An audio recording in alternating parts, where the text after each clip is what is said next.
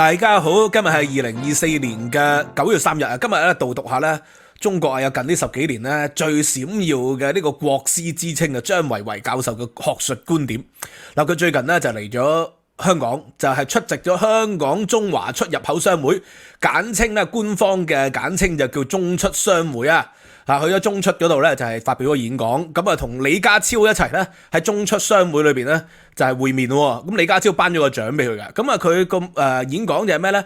中國啊前30年叫30而立，就係話中國啱啱開始嘅30年咧，1949年至79年30而立啦。後來嘅40年咧，即係而家啦，改革開放至今咧就40而不惑喎。講下中國咧，即係嗰個偉大嘅發展嘅成就啊！咁呢個張維為教授咧，就係即係最有名嘅建制學者嚟㗎啦。咁啊，佢就係講咩見稱嘅咧？就講中國崛起論啦。咁啊，最出名嘅就係同咧呢個嘅福山啊，即係美裔嘅日籍美籍嘅日裔學者福山咧，就係做咗個大辯論，就係當時阿拉伯之春。咁啊，福山咧就預言咧中國都會有阿拉伯之春啊，因為福山咧就係繼承佢老師咧亨廷頓啦，亨廷頓就講文明的衝突噶嘛，咁所以亨廷頓咧就一早預言咗咧就會出現咗呢個嘅類似911嘅情況就話呢個嘅西方嘅文明將會遭受到咧伊斯蘭文明嘅衝擊。咁啊，呢個以文明的衝突咧理論而見稱嘅。咁但係福山咧就係佢亨廷頓嘅弟子咧，其實就喺呢個蘇聯解體前咧就已經開始論述咗呢個嘅歷史的終結。所謂歷史的終結就係東西方嘅意識形態咧將會終結啦，資本主義將會戰勝，民主咧將會成為歷史最後嘅答案。咁但係好明顯啦，福山嘅論點咧完全唔啱嘅。咁所以咧張維為教授咧就喺阿拉伯之春嘅時候咧再同福山做咗一次嘅辯論。福山認為咧阿拉伯之春咧將會席捲全球，最後咧就喺中國都會發生。咁然後張維為教授就認為中國絕對唔會，而且阿拉伯之春咧就好快結束。咁啊當時就係有咁嘅辯論。結果咧就係阿拉伯之春好快結束咗啦，而且咧就係阿拉伯之春咧帶嚟嘅後果咧亦都係不堪設想嘅。咁啊而家無論喺敘利亞還是喺呢個嘅非洲啊嗰啲難民嘅問題咧，亦都影響到整個歐洲。咁所以咧張維為教授咧就當年名聲大噪咧，就因為同福山嘅辯論啦。咁啊佢而家咧嚟同香港做演講做授課，就係講咧香港咧未來應該點樣發展啊？呢一種咧我就叫做問路於盲啊。因為咧張維為教授咧戰勝咗福山，咁啊好似好厲害咁啦。但係問題咧，頭先我所講福山咧，佢係寫書有名，因為咧佢嗰本書咧嗰個標題好聳動啊，叫 The End of the History and the Last Man， 歷史的終結就係最後一人，就認為咧資本主義同民主將會勝出啦。佢喺90年代已經被打臉，甚至乎俾佢個老師 Samuel Huntington 打臉。Samuel Huntington 認為唔會，Huntington 認為咧文明嘅衝突咧會不斷發生。蘇聯倒台咗之後咧，就會出現咗伊斯蘭同埋呢個嘅西方文明嘅衝突，而伊斯蘭文明之後咧，就會出現咗中國文明同埋西方文明嘅衝突。所以咁樣睇咧，佢老師亨廷頓嘅預言咧，似乎係更加準確嘅。而家就係伊斯蘭同埋呢個嘅西方文明咧，正在係有激烈嘅衝突啦。而中國文明同呢個西方文明咧個衝突，亦都係非常之動盪。咁所以喺咁嘅情況底下咧，亨廷頓講嘅嘢係即係遠勝於福山嘅，所以佢戰勝嘅福山咧就並不任何嘅代表任何嘅東西。咁啊張維為教授咧記住唔好搞錯啊，張維迎教授咧就係最有名嘅公共知識分子，係北大嘅，係主張自由主義嘅，係主張咧中國咧應該要堅持改革開放，唔好走回頭路。嗰個張維迎教授，呢個張維為教授咧就係57年生於上海，咁啊復旦大學外文系，喺聯合國咧做過翻譯嘅，90年代初，後來日內瓦大學咧就攞碩士博士，咁都係系出名門啊。咁啊佢攞碩士博士嘅論文咧就係研究中國咧改革開放嘅呢個嘅國際關係嘅。喺改革開放時期，即係所謂嘅中蘇交惡咗數十年之後咧，就言歸於好。咁啊亦都咧講呢個嘅同美國嘅關係等等。咁當然就係冇提到8964後嘅困境啦。咁啊佢就係寫咗好多書，你睇嗰啲書名都知啊。中國震撼3部曲，中國震撼、中國觸動同中國超越。講中國嘅如何大國崛起啦。咁當然啦，中國嘅經濟崛起咧喺過去嘅40年咧毋庸置疑嘅，佢對全球嘅經濟影響力係越嚟越大啦。尤其是近年啦，無論係華為5G 最厲害嘅就係 TikTok。TikTok 咧就係抖音嘅國際版啦，喺西方咧基本上咧係每家每戶嘅小朋友、細路仔、年輕人，全部都係咧趨之若鶩，大家都用緊 TikTok 噶啦。唔用 TikTok 咧就好似咧俾時代淘汰，咁好似我哋20幾年前用 Facebook 咁啊，唔用 Facebook 就會俾時代淘汰。而家就係 TikTok 嘅時代啦。咁啊，佢亦都寫過啦，這就是中國，走向世界的中國力量。最有名嘅即係呢本書啦，中國心性。就係講中國贏嘅一個關鍵之處啦，點解可以戰勝西方文明啊？中國特色社會主義啊，中國震撼啊，等等等等，寫咗一系列呢個書。咁咧，我今日就講下《中國心性》呢本書講啲咩？《中國心性》呢本書咧，可以話係佢而家嚟到香港咧，其實主力係介紹嘅一個內容嚟嘅。《中國心性》啊，就係講即係點解中國文明共產黨領導嘅底下嘅中國文明係遠勝西方嘅民主體制咧，而西方點解退潮咧？其實佢呢套理論咪就係呼應翻近呢幾年啊不斷吹噓嘅所謂東升西降咯，不斷吹噓嘅呢個嘅大國崛起啦，係咪啊？西方沒落咯，咁啊其實咧佢就講啊話西方政黨嘅概念唔應該適用於中國，因為中國共產黨咧佢唔係西方嘅政黨，因為西方嘅政黨就必然有政黨輪替啊嘛。中國嘅政黨叫國家型政黨，所謂國家型政黨咧就係佢根本就係一個國家，係二合為一嘅，既係國家亦係政黨。其實佢提出咗呢套理論，呢套理論我一聽就覺得並不任何新鮮啦。呢套理論咪即係余英時教授、徐復觀教授佢經常提出嘅咩？由以前嘅家天下變成今日嘅黨天下啦，即係咧唐朝嘅李氏王朝、明代嘅朱氏王朝，咁佢都唔係一個政黨嚟噶，當然。佢係一個家嚟嘅，而佢呢個家咧就係同嗰個朝代係緊緊結合噶嘛，係咪？呢個朝代冇咗呢個姓，佢就唔存在噶嘛。好似武則天，即係呢個武曌啊，就係取而代之，咁唐代咪滅亡咯，咪變成咗佢自己整個周朝出嚟咯。咁後來佢就退位，咁啊先至唐朝復辟啊嘛。咁所以咧呢個朝代同埋呢個嘅姓氏咧係結合嘅。咁同樣道理，共產黨咪就係個姓氏咯。而家中華人民共和國咪就係一個朝代咯，所以其實佢有以前嘅家天下變成黨天下呢個咧，近100年前啦，徐復觀教授咧已經係提出嚟嘅，新儒家學者已經提出嚟嘅，余英時教授都繼承咗呢種講法嘅。咁咧呢個嘅張維為教授認為咧，呢個係中國嘅政治傳統，代表一個國家整體利益嘅政黨，本質上係延續咗咧呢個嘅歷史上統一嘅儒家執政集團，咪就係黨天下咯。咁啊，佢好強調呢種嘅好處嚟噶，就係孟子所講嘅咩？天降大任於斯人咯，就係孟子所講嘅民之所好，好之；民之所惡，惡之。呢個就係賢人政治啊！金耀基教授1960年代已經提出嚟啦。呢個叫賢人政治或者叫民本思想，就係中國人呢係寄望聖賢明君嘅啫。聖賢明君做得好，咁我哋咧就好高興啦。聖賢明君做得唔好，我哋冇辦法。如果你係漢代文景之治嘅年代，哇，天下太平啊！呢個嘅漢文帝同埋景帝，天下太平係有少少動亂，所謂嘅吳楚七國之亂。咁但係物阜民豐喎。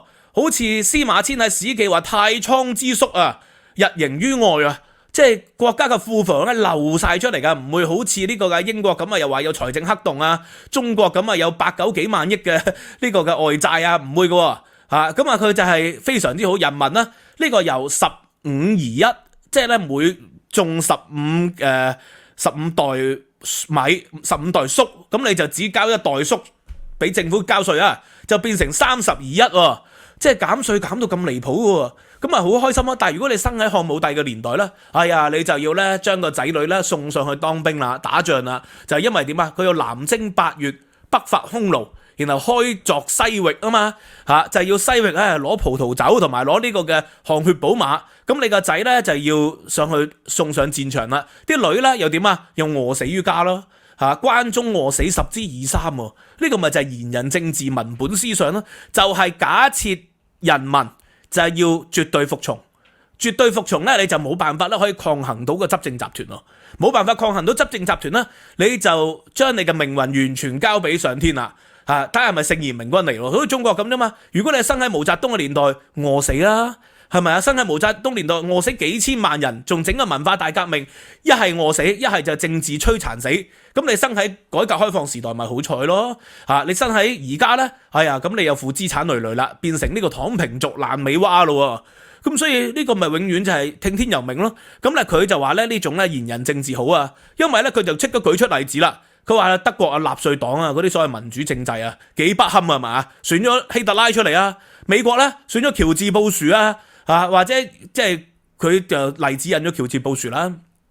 喬治布殊又窮兵黷武啦，打伊拉克啦，等等等等咁啊搞到國家民不聊生咯。喂，你舉西方嘅獨裁君主咧，獨裁統治者，你梗係舉到好多噶。你舉西方嘅呢個嘅腐敗不堪嘅呢個搞笑嘅無能嘅統治者，當然好多噶。咁但係你用嗰啲統治者去計下，佢哋所帶嚟嘅災難，美國總統所帶嚟嘅災難，咁啊當然係多嘅。但係遠比唔上希特拉啊、史泰林啦、墨索里尼、毛澤東東條英機等等等等呢啲軍事獨裁嘅人啦，所帶嚟嘅災難係咁嚴重喎。我講過好多次啦，希特拉咧係即係有參選，但係咧佢就係選唔上嘅。然後咧，即使後來咧佢就迫使興登堡任命佢做總理之後咧，佢就馬上咧完善咗選舉制度。所以一個完善咗選舉制度，即係永續連任永遠都要自己當選嘅政黨咧，就唔係民主嚟嘅。咁我講過無數次。咁咧佢就係推崇咧嗰啲專制啊。咁啊，推崇李光耀啊，推崇呢個馬哈地穆罕默德推崇呢啲賢人政治，即係唔使選嘅。其實佢講嚟講去就係中國傳統嗰套啫嘛，就係呢個嘅明君咯、聖賢啦就係賢人政治。咁但係問題，中國行咗幾千年喎，證明咧賢人咧係可遇不可求喎。中國幾千年先出咗十零個聖賢明君啦，咁但係90% 都係啲普通君主或者係暴君嚟喎。如果你遇到普通君主，你嘅生活未必好；遇到暴君，你生活係摧殘；遇到聖賢明君咧，係可遇不可求喎，所以叫千古一帝啊嘛。佢主張咁樣嘅。第二啦，佢咧好大力主張嘅咩咧？就係佢認為咧中國嘅實際購買力PPP 已經遠超西方啊，所以中國人嘅生活咧已經係好過西方好多噶啦，一早已經超越咗。咁佢呢種講法咧有極大嘅缺陷嘅。呢種講法極大嘅缺陷係乜嘢咧？無疑喺中國嘅生活。揾4-5千蚊一個月，咁你都可以咧食下外賣可以咧即係有間房住下，可以咧甚至乎有架電瓶車或者係自己踩下單車都生活到嘅係咪？咁你喺英國咧，你揾2000磅、3000磅一個月你都未必即係咁放心成日食外賣喎，因為食一餐外賣一家4口咁為例嗌個麥當勞，一家4口嗌個麥當勞點都要即係40磅啦。咁啊40磅400蚊嘅咯，因為麥當勞或者係西方喺英國嗰啲外賣好貴嘅，喺街食飯好貴，所以咧佢覺得 PPP 咧中國已經遠超西方嘅咯，唔可以淨係計 GDP 呢個有一個極大嘅困惑啦。如果你住喺英國喺曼城咁為例你住一個嘅 semi-detached 1000磅900磅一年。咁你都係有機會住到嘅，或者住緊排屋，即係你唔好住市中心啦，住遠啲啦即係計翻上嚟可能只係8000蚊港紙一個月，7-8千蚊港紙一個月，你住到一間咧細間嘅排屋或者 semi-detached 嘅咯咁但係喺中國咧，即係你係揾4-5千蚊，你只能夠住啲幾百蚊啦，1000零蚊嘅個房啦，嗰啲房咧個第一就好細間啦。第二咧就係個質素都係即係唔會好啦，唔會乾淨啦個社區，咁所以呢個係第一個考慮。第二啦就係食嘢咯。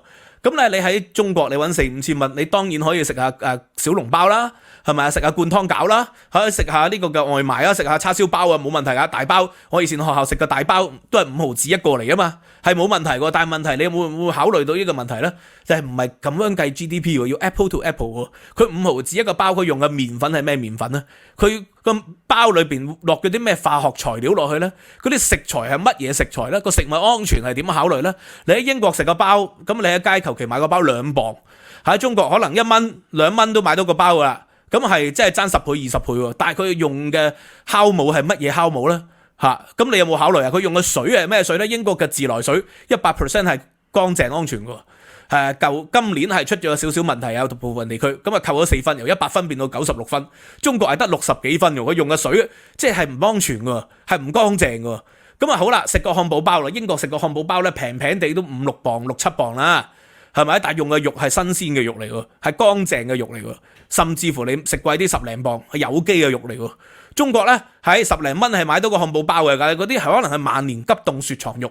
咁啦，我最近咧就係喺英國咧嗰啲B&Q 度買啲釘啊，螺絲釘啊，喂係好貴喎，成100蚊港紙一包螺絲釘，我諗喺淘寶啊5蚊10蚊一定買到一大包啦。咁啊成100蚊港紙10磅先買到一包螺絲釘，但係咧即係用手係搣唔斷嘅喎啲螺絲釘。用錘仔揼咧，都係揼得好艱難先可以揼彎少少，即係個質素係咁樣噶嘛。所以咧，你考慮 PPP 嘅問題咧，你就唔係純粹考慮咧，大家都係有買一個包，你個包佔我嘅人工幾多，你個包佔你嘅人工幾多，你咁樣睇就唔合理嘅。所以咧，張維教授提出咧，應該用 PPP 而唔係用 GDP， 其實呢個純粹係討好中國嘅領導人嚟嘅啫，話中國已經遠超越西方啦。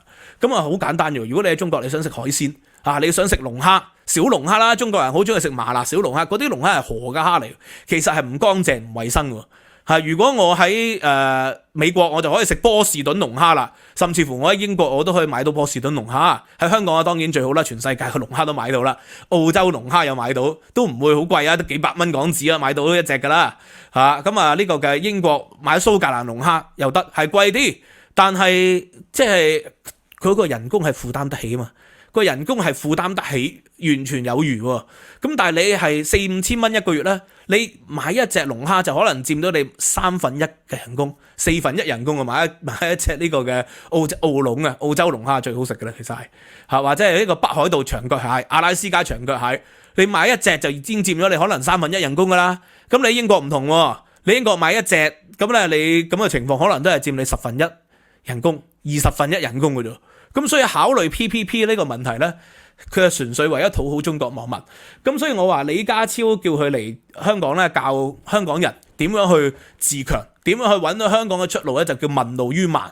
因為佢過去寫嘅所有著作呢，其實就只不過翻炒翻以前新儒家學者嗰批，但係新儒家學者嗰批論述咧，話中國係賢人政治啊、民本思想啊，話中國嘅制度咧係強調呢個嘅向上流、選賢與能，因為咧西方嘅政治咧就係往往啦選咗一啲形象討好嘅，講説話好大聲，好似英國咁選工黨，咁形象討好啊，因為保守黨咧過去執政好混亂，咁佢哋又話工黨又攻擊保守黨，話佢加稅啦，係70年嚟咧稅負最嚴重啊！咁你就選工黨啦，因為大家都唔想加稅啊。但係而家工黨一上台之後話大幅加稅咯，即係民主係成日食言喎。民主咧就係選舉嘅遊戲，就係嗰刻係討好啲選民嘅，選啲個樣靚仔啊、靚女啊，又或者咧講説話好聽好吸引，好似奧巴馬咁 change， 大家都覺得好好喎，要投佢票喎。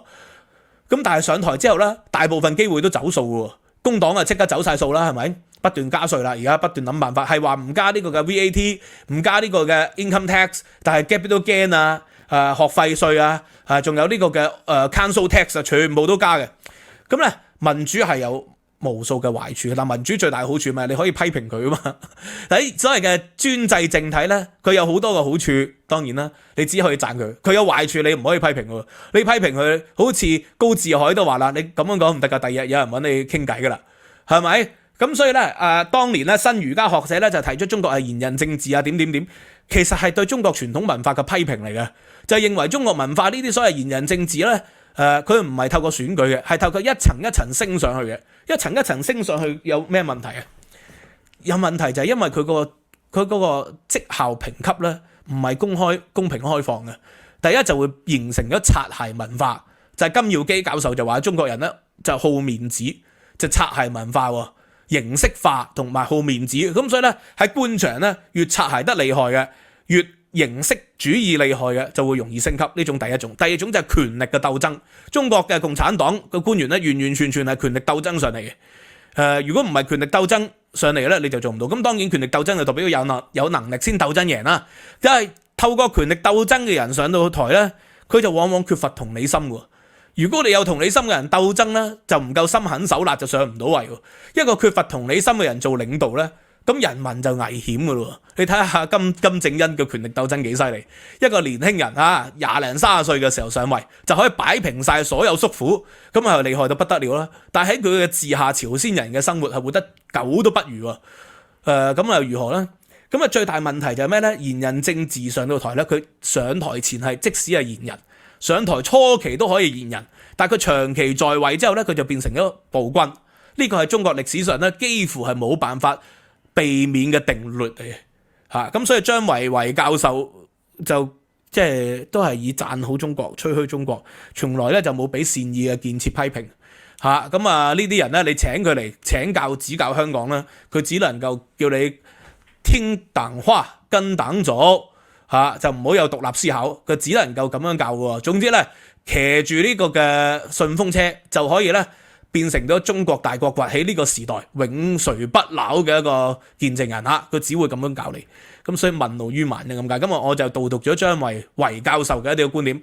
咁我就不佩服張維為教授嘅，就非常佩服另外一位張維迎教授。我以往導讀過好多佢嘅觀點嘅，有興趣大家可以search 趙氏讀書生活，張維迎。迎係迎合嘅迎。今日講到呢度啦，希望大家咧用15蚊美元啦去支持 Patreon 或者係呢個 YouTube 會員啦。呢個 VIP 會員咧有無限重溫嘅，咁多謝大家，拜拜。